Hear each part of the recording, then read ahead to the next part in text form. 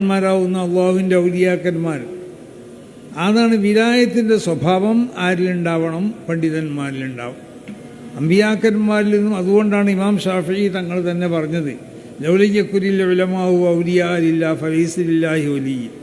ആലിമീങ്ങൾ അള്ളാഹുവിൻ്റെ ഔലിയാക്കന്മാരല്ലെങ്കിൽ അള്ളാഹു എനിക്ക് വലിയില്ല എന്ന് പറഞ്ഞാൽ ഈ കാണുന്ന നമ്മളൊക്കെ അള്ളാഹുവിൻ്റെ ഔലിയാക്കന്മാരാണെന്നല്ല.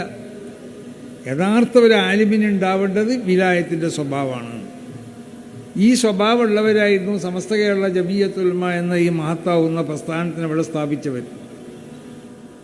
അപ്പം അത്ര വിശുദ്ധന്മാർ സ്ഥാപിച്ച ഈ സംഘടനനെ അതിനെ അവർ തന്നെ ഇപ്പോൾ പല ശുദ്ധീകരിക്കാനുള്ള പല കമ്പനികളും ഇറങ്ങിയിരിക്കണമെന്ന് പറഞ്ഞു.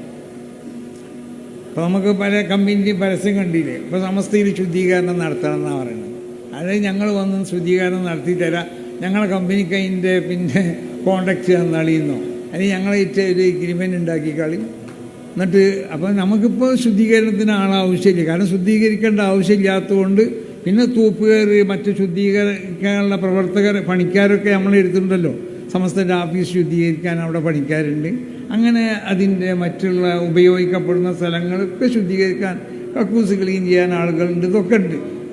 അപ്പോൾ പുറത്തൊരു കമ്പനിക്ക് ഇപ്പോൾ കൊടുക്കേണ്ട ആവശ്യമില്ല. ഒരു കരാറ് വ്യവസ്ഥയിലായി ചെയ്യാൻ അപ്പോൾ ഉദ്ദേശിക്കണില്ല. ഇപ്പം നമ്മൾ പണിക്കാരെ വെച്ചുകൊണ്ടിട്ട് ശുദ്ധീകരിച്ചു കൊണ്ടിരിക്കുകയാണ് എല്ലാ സ്ഥലങ്ങളും.